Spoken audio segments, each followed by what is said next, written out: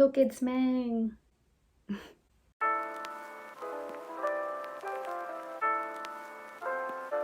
Hey guys, welcome back to my channel for another video. Of course, that's why you're watching, that's why you click this. If you click this, you probably just were curious about how to do this or how I save money because of the title. Anyways, why am I blabbling? Blabbling? Is that even a word? So in today's video, I am going to be talking about how I saved money to be able to study abroad in South Korea, because I wish somebody had told me this so I wouldn't know before, but obviously I did get resources to come to these conclusions and I got help. And just overall, I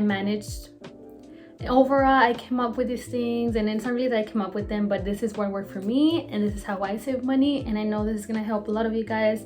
Personally, I know some people that want to study abroad and I've been helping them, or some of you guys that just follow me online and you just want to know how to get the coin to be able to go, because that's like I think the hardest, most challenging part about it, like getting the money to go. But anyways, let me stop talking and let's get into the video. So I have my laptop right here with a few little notes of the things that I want to talk about, and hopefully it won't be a really long video because this thing is kind of a little boring but necessary to know about. So yeah, so I knew I wanted to for sure study abroad like a year ahead, so I myself started kind of saving like a year ahead, I would say. So if you guys already know that you want to study abroad, you already know you're already in college.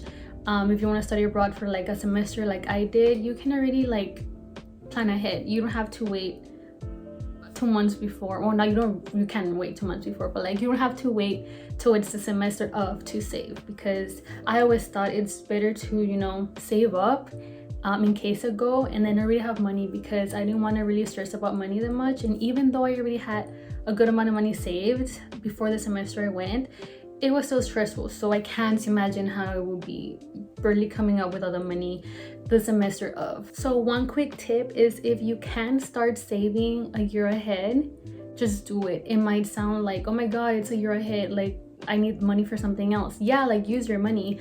But if you have money that you think you can save, like $5, $10 here and there, just save it. Because one of the things I would always tell myself is, do I want to spend these $10 here on a food here, on a Starbucks here, or do I want to really use that money, those $10, $5, $10 abroad on a cafe shop or something?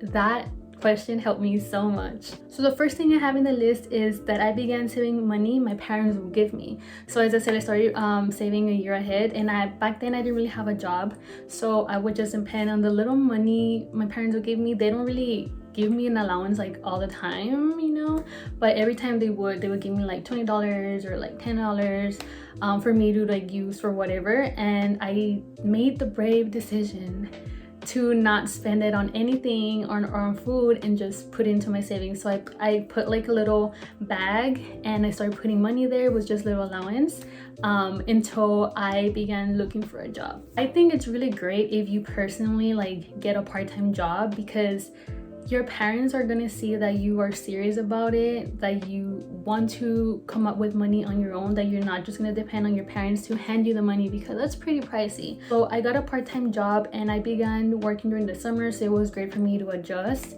And kid you not, majority of the paycheck I would save, but I was able to save all my flight money through my part-time job, and also I was able to save a lot of like my spending money from my part-time job. And I believe I worked on my job for like 6 months, so through all those 6 months I was able to save for both of those different aspects. So yes, get a part-time job if you can. Show that responsibility, show that determination. No puedo hablar. So next thing I have on my list of things I did is like I did little side jobs. So for me that was photography, because I have like this little, I guess you can say, business of taking photos. Like I had my camera and I would people would come to me asking like, oh my god, I want a session, a family session, and I would charge like money, of course. So through that little money that I would get, I would also put into my savings, and a lot of the money I would get from like my side job of photography, I would put into like my emergency fund, because I knew I wanted to take kind of like emergency fund money. You know, you never know, something happens and you need money. So that's what I was focusing on, those little side jobs. And some side jobs you can do is, you know, babysit, you can dog sit, take dogs on walk in your neighborhood. If you know that some people have, you know, pets, you can even ask like, oh, like I'm trying to save money abroad, if you need me to walk your dog, if you need me to bathe them, something like that. I'm pretty sure people would want to help you out in that way.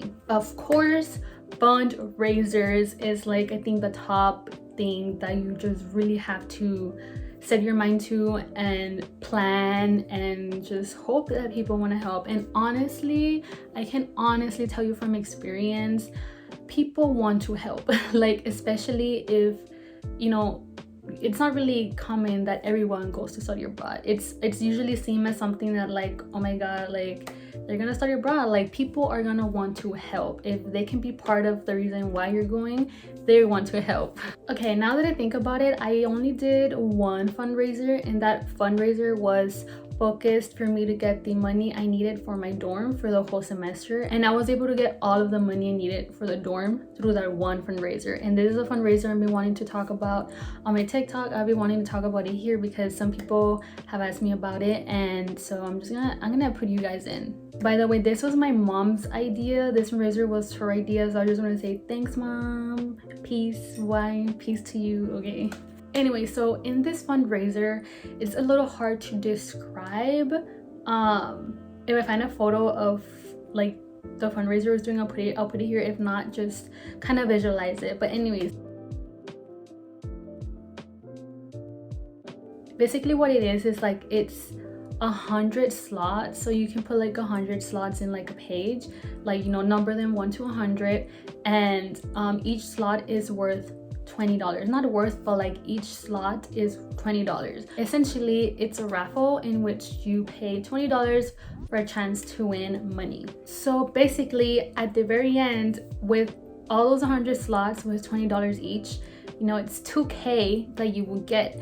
Now, this is where the raffle thing comes in. So you tell people you pay 20 bucks in order for a chance to win a certain amount of money. So what my mom and I did is we did first and second place. So the first place winners from the raffle would get $500, and the second place winners would get $200, if I believe how it was. So I'm not good at math, not even at subtracting, so I'm gonna do it in the calculator. Give me a second.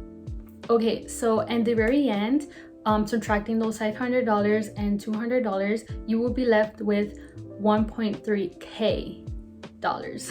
So what do you do with those 1.3? You keep them. That's the money that you would keep, and I'm pretty sure with that money you can get your dorm money. At least for me, it helped pay for all of it. So I was so relieved after I got that out of the way. And I did the fundraiser thing, I think for like a month is when I was raising the money, over a span of a month. And I'm really bad at like getting people to donate like in person, so I used social media for my advantage. Like, I posted it on my Facebook. I was like, hey, I'm doing this fundraiser to be able to study abroad, to pay for my dorm. Like, be as informative as you can, and people are gonna want to help. At least a lot of people are like telling me like, yes, I would like to help. And you can also reach out to people if you have close friends that you know will help you, and if you have family members and you will help you. And also, a lot of the people that ended up getting the slots were co-workers of my mom and dad, so I'm so thankful for them. So if you can get your parents to help you out and just take that little paper to their work, just ask their co-workers, I'm pretty sure you're gonna have a lot of people that are gonna want to help. So yes, this fundraiser is very effective. And if you guys are still confused about it, comment down below and I'll try to re-describe it in a more visualistic way. Yeah. So the last thing I have written down of how I raised the money was Gofundme, and Gofundme is really good. I'm pretty sure you guys have heard about what Gofundme is. So basically, it's just a website where you can go and create like your little campaign and just put what you're raising money for, and people can go in and donate money. It's really easy, really effective, and it worked for me. So I did my GoFundMe once I for sure knew everything was fine, and that was like once I have gotten my application accepted and everything. So what I focused on the GoFundMe was to raise money for like transportation, groceries, and just any other essential items I needed while being abroad. So I believe my goal was like 1,000, and I think I ended up raising like 400 and some, which is really good. And so just make sure that the description you put for your GoFundMe is, once again, it shows people that you're gonna use that money for what. Like, you're not gonna put like, I'm raising money in this GoFundMe page because I wanna waste it on going clubbing and shopping.